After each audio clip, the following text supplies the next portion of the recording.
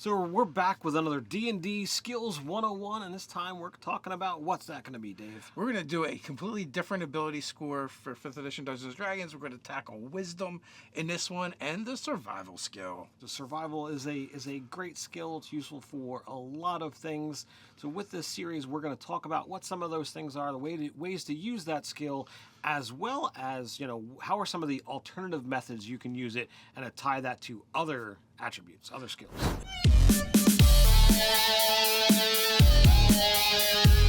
I'm Nerdarchy Ted. And I'm Nerdarchy Dave. Welcome to Nerdarchy. For nerds, by nerds. Yeah, so I guess we should start off with what is survival in 5e D&D. So survival is one of those skills that easily allows you to track or, locate some other creature. It allows you to do those things that would exist out in nature, whether it's finding food or finding shelter. There's a lot of great things you can use survival for. Yeah, it's kind of summed up in the name, anything, having to do with wilderness survival, anything like a Boy Scout would know, I feel like is something, that pertains to survival. It is the skill that lets you, basically get along with the bare minimum and how to make your way in the wilderness, as opposed to civilization. It's very heavily themed in character classes like the Druid, Ranger, Barbarian. Indeed, it's a very exploration-heavy aspect of the game. As you mentioned, you can use it for tracking as well as finding food, foraging, hunting, gathering, all those good things. Finding shelter. Indeed, yeah. So really awesome things if you're playing type of game that you don't have access to civilization. If you're playing a game that is very much a resource-driven thing, having a good survival skill is really going to be necessary because you can save coin and whatnot, get away from some of the hardships by just being out in nature with a good enough survival roll. Yeah, and also there's other instances where it's going to come in handy, like overcoming natural hazards, worrying about getting lost, the ability to predict weather so that you're not caught out maybe on an open plain in a blizzard or something of that nature. So there's a lot of ways that this skill could be used that I feel it doesn't get enough love in 5e D&D. I think it's looked at far more often as just I can follow tracks and I can get food. And beyond that, I don't see it used quite as often. Every once in a while, someone will, call out a roll to see what might be happening weather-wise, but that's probably the extreme end of what I see in my games. Whose responsibility do you think it is to see that survival gets used a bit more? So I think it does really spread out amongst the party and the DM. If you have survival, as with any other skill, it comes to asking the right questions. It's not can I make a survival roll, but it's can I predict the weather based off of this, that, or the other thing? Do I notice any kind of tracks, or if you spot tracks, can I follow them? Can I ascertain what kind of tracks those are? All of these things are pieces of just the knowledge base of communicating back and forth with your DM. Along the same lines, as a DM, if you've got players who are invested in the survival skill, you really should be, what type of character are they? What kind of things might they notice? And while there is no passive survival skill, you do have the ability to kind of call upon such a thing and be able to say, well, you are proficient in this, so you might be aware and provide more information. Or if you don't want to just use a static thing, you could have them, do a survival roll when those kind of things could be coming up. There are circumstances could come up where a player might be like, hey, I want to start a fire. I don't have flint or tinder on me or anything like that. Can I do that? And if you're the GM, you might be like, sure, you don't need to make a roll for that. Say it just recently there was a downpour. Mm-hmm. Then you might be like, oh yeah, you're going to need a DC 10 wilderness or survival check. Wilderness is going way back. You're going to need a DC 10 survival check because the wood is so... You can't find any dry wood to get started, right? So, I only bring it up to say, there are certain things, just because you have the skill, I would say, these don't require rolls. You just kind of know how to do them as long as they're not super complicated or there aren't complications that come up with them. I kind of just had an idea while we were talking.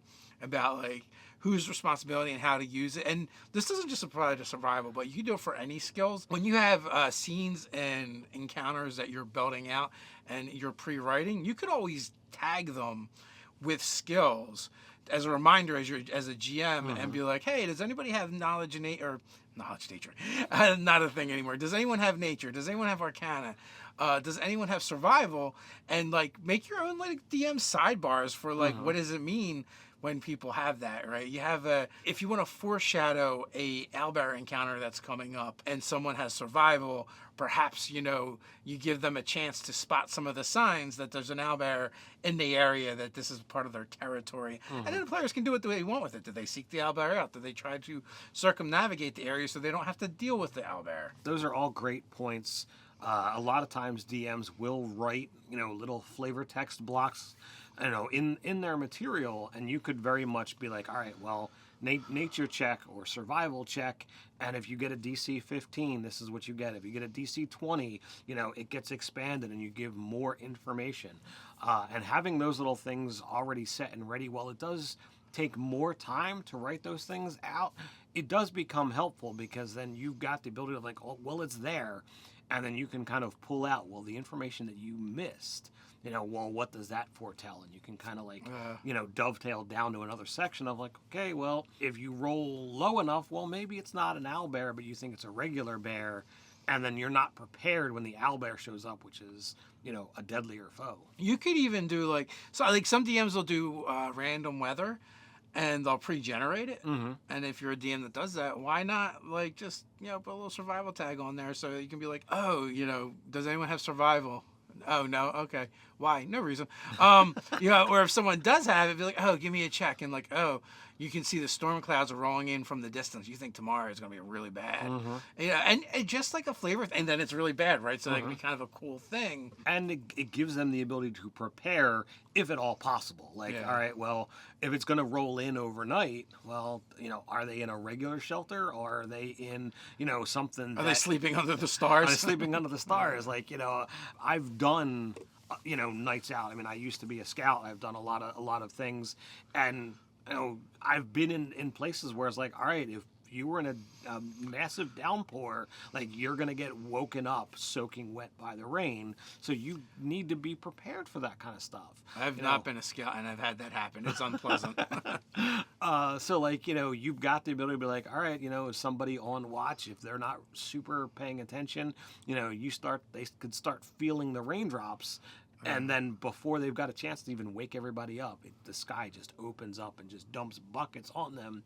Like, that could suck. But also, it's going to affect their perception. Yeah, their perception check, you know, even your passive is going to drop by 5 when you're supposed to be on watch. So it's a bad deal all around. But, you know, with that survival skill, you could possibly avoid that kind of stuff. You could avoid that stuff and, you know, make those characters, you know, more useful that took that skill. You're kind of rewarding them for it, you know, in game. And like, oh, I knew the thing, right? I knew the weather was going to be bad, so I knew what to do. I dug a ditch around our tent that night so the water would have a runoff, and we put up an extra tarp and, you know, whatever you wilderness people do. So, I mean, we don't really have tarps, you know, in D&D. But, you know, yeah, you do. I mean, it's not the tarp the way you know it, but it would be cloth, and it's you know, they treat it to make it the waterproof it somewhat, because they would have used it in sailing vessels and things of that nature. That's true. I just I've never heard the term. Like, I guess my brain's got the mental connection. Yeah, you're like big blue plastic. What do you mean I don't have those? But I mean, you know, so like you can definitely do some kind of things, and you know, kind of. I know this is in the Wayback Machine, but you know, things that survival gets overlooked because we have such an increased amount of magic in the current iteration of D&D. So like, you know, starting a fire is never a problem because chances are out of 4 to 6 players, somebody's got a cantrip that makes a fire effect. I mean, there's literally a cantrip called Create Bonfire. Yeah. So it's not super. What does that one do? I wonder what that name implies. But, you know, Produce Flame and Firebolt, you know, can all be used as well, you know, to start a fire without any kind of problem. If anything, it's just going to burn through the wood a little bit faster while you're trying to get things going. The sad cleric keeps trying to start his fire with Sacred Flame, but there's no fire there. But even though it's right in the name. why does the wood seem brighter by my flame? It's polished. But like beyond that, like once we start getting into like second and third, tier, you've got things like Liam's Tiny Hut and Magnificent Mansion that just like, all right, I can forego needing shelter, and in the latter case, forego shelter and food and water. Like one of them, provided. one of them provides shelter and a nice, easy place to sleep. The other one just literally just brings you civilization wherever you are. Yeah, so like obviously at that point in time, survival's like, who cares? I create my own space that has the environment that exactly the way I want it to be. So now let's get into the portion of this video where we kind of discuss alternate uses or alternate ability score uses in D&D for the survival skill. I feel like survival is really broad and is one of the easiest ones to use most other skills for. Yeah, so because survival in some ways dovetails into the nature skill and the perception skill, I feel like this one can get a little bit wonky, and it's really up to you as to how you want to particularly and play. Athletics too, to some extent, right? Like you can be like, I want to chop more wood than anyone has ever chopped before. What do I need to roll? That sounds like survival or athletics to me. I would agree with that as well, and depending upon how your character is, some DMs might say roll either. Or they might say roll survival with a strength check. That could very well be a thing. Yeah. I also feel like if you're trying to maintain a pace, following a trail through difficult terrain, maybe not hazardous terrain or difficult terrain, Not the mechanical difficult terrain, but you could be trying to maintain a pace through hard brush. That could be a strength survival check, so that you're still moving quickly enough, but you're being physical and forceful. If you do it long enough, like if you're trailblazing and you do it long enough, that might just be a Constitution check. Absolutely, yeah. But you get the benefit of survival because you know the best techniques, the best way to swing, and where to cut. Yeah, so you can definitely use a lot of different things, and now not everything is going to apply to just following someone else's trail, but I feel like for the physicals, I feel that fits the most. Now, if you happen to be traversing, either rocky ledges or in places where you might be jumping like a pillar to a pillar, as you sometimes see goats do in mountains. You could or boulders, rocks across a stream where you're trying to ford or something like that. Right. So I think that could be a dexterity survival check, so you can apply your knowledge of physical to how they might maneuver, as opposed to the pure mental aspect of it all. What about someone who wants to like kind of slip through the brush? Not so much force their way through, but kind of like wriggle and move with it, as opposed to just ripping it out of their way and tearing into it. Almost like an escape artist, but not necessarily. Like you're trying to maneuver through, and sometimes like there's natural like holes and carve outs that you might be able to take advantage of, where I feel like dexterity might be more use than strength if you're trying to finesse your way through and not brute force it. I've actually done something to that extent, pulling out my nerd card and swiping it from the time when I used to LARP. One of our first games, we were the players were all like at a new place. They were investigating a new island, and I was one of the first like natural inhabitants of this area, and they had never seen anything like my race before. It was basically like an orc, but different. We had big tusks and green skin and what have you. They were trying to follow me, and at one point in time I ducked under like an overhanging branch, and then at the same time leapt over some deadfall and jumped kind of like sideways through this bit of brush and overhang. And I was told later that like the pursuers kind of stopped, and she's like, what the hell? How did he do that? Now, this is going back quite You could a probably way. never recreate it anyway. No, you were just no. you were in flight or fight mode, and it just took over. Your instincts took over. I was, that the character's name was Grok Thorn. Grok is All those years of Boy Scouting finally taking over and benefiting you. That's what it truly means to be an Eagle Scout, where you can just take wing and fly through openings that other people can only dream of fitting through. The character was essentially a ranger, and I totally lived in the woods, and like I just did it, and it felt Not natural. the character, Ted. Ted just was a hobo vagabond Yeah, for a while. So I don't know. I thought it was a cool. I like relating that story that I totally confunded several players. So we covered strength, dex, and con fairly easy. So I think intelligence works really well if you're trying to recount facts about wilderness survival or deduce how somebody else did something. I think you could lean on intelligence or wisdom. DM's prerogative probably. Yeah, anytime I'm looking at alternate stat uses, either remembering something that you've been told before or trying to extrapolate or figure out a pattern, always feels like this. And survival and investigation do have some overlap in some of this stuff. So I do feel like rather than having characters make multiple checks over a certain thing, this is where alternate stat, usage can come in. So like a wisdom investigation or a intelligence survival could kind of feel like it would give you a decent amount of information on a particular scenario. Also, too, like, in the sense of, like, knowing lore about creatures where maybe you don't know specific lore, right? But by the signs that you find, you know this is a herbivore, this is a predator or carnivore. Maybe you don't know exactly what kind of animal it is because you're not studying that ways, but, there's clues that let you know, well, this animal, maybe you find the scat or something and claw marks or whatever, and you're like, oh, this thing is definitely a meat eater, and we might have to be wary. Look at the size of these tracks. You might not be able to say it's a mountain lion, but you might be able to say, yeah, this is a predator of sizable threat, based on what I've seen. And if you I would feel like a lot of times that would fall into a nature check, but if you don't have nature, then intelligence survival. Well, that's why check. I say taking the information and without giving specific details, only how it might affect you as a survivalist, Right. knowing to stay away from danger or being like, oh, we could hunt this for a food source relatively safely. Of course, you could turn out and be like, oh, it was a herbivore, but you've run into a hippo and be like, oh, my God. They are herbivores. It's true. They will not eat you, but they will kill you anyway. Or a moose, right? You're like, oh, but with that one, you're like, oh, this is kind of big. We might not want to. I don't know what it is.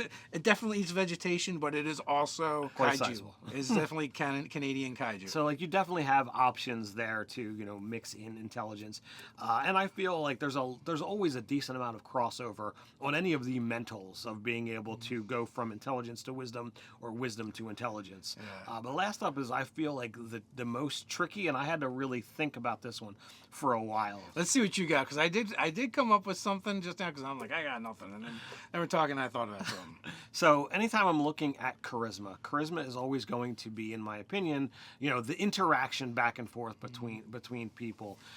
So I feel at times whenever you've got like giving details to someone else of how well can you convey them in a reasonable amount of space, something that you can say, I'm trying to educate you on this so that I can go. So if you do it succinctly, then perhaps they're going to be able to take this information and be able to apply. So if you're giving a survival dissertation in front of a group, perhaps charisma, it could be intelligence if you want to be fact-based, or it could be charisma based on if you're trying to elicit emotions and feelings and convey something to them that may have something to do with facts or not. Right. But I got another one. What do you got? Okay. It's one thing to make a duck call, but it's another thing to make a duck call that convinces another duck you are a duck, and to convey whether you're a hungry duck, a wounded duck, a horny duck, whatever kind of duck you need them to think you are. You really had to go to the horny duck. Wow. Listen, well, everyone knows that and I'm not even a hunter, and I know this, and they use musks and different things in order to attract horny animals essentially, and so that they can murder them. But so that is definitely one of the base needs of an animal that is going to draw them towards you. But yeah, animal calls, right? Whether it's a bird call of some sort or some other animal, coyote howl. You could be using it to ward off other potential animals or predators, or you could be using to draw things in. Depending. I really like that idea, and it was definitely one that had not occurred to me. I'm definitely gonna have to make sure that is on my list to be able to add into the possible things for later games. I definitely had to go through a Rolodex of ideas that was dumb. Well, I mean, as I was sitting prepping for this video, I went through that myself. Like, what if you're trying to trick another plant that you're a plant, like some kind of disguise, because you see all the camo and everything. I'm like, that stuff feels like Dex or something. I mean, I can feel like trying to convince something of a disguise could very well be, charisma, but could also be intelligence. Like, because you have the ability to, like, can you look at yourself? Do you look like what you're supposed to look like? That's brain power, not physical power. Well, I think that one is charisma too, because you're trying to sell the thing, right? Okay. You're trying to deceive them. It's an interaction. Sure. Well, deception, right? It's kind of like similar to deception, but it would be a disguise kit, but with twigs. More so. That's what I got. All right. So, hey, you like this video, others like it, as well as all the awesome content you can find over at nerdarchy.com. Why not come check us out over there and throw us some support? Articles like 5 survival skill challenges for 5e D&D. Another great way to help out Nerdarchy is to check out Nerdarchy the store and products like Taking Chances. Taking Chances is a collection of games of skill and chance for 5th edition. Inside you'll find new and different games for both characters and players to engage with, using their in-game skills and proficiencies for some and relying on the luck of the dice for others. Along with the games are establishment where characters can discover and play them. The largest of these, Union Salon, introduces several new toolkits and even more games giving characters a chance to use their tools in an arena-style battles, as well as to investigate a mystery. Included within are 8 new games of skill and chance, 4 establishments, over a dozen unique items, 5 new tool sets, an adventure focused on using tools, as well as a new playable race, the Dwelf. So let us know what you think of the survivor skill, how you've used it in your games. What surprises have you had in store for your DM when he's asked you, what do you do? And then you tell them how you use your survival skill. Share it with the Nerdarchy community down in the comments below. While you're down there, don't forget to do all those fun things like share, subscribe, click on that notification bell. You know you want to. Quick reminder, we drop new videos here on the channel several times a week, so come on back. But you can't wait till then. No worries, we've got you covered. Check out D&D Skills, Arcana, Religion, History, and Nature. So until next time, Stay nerdy.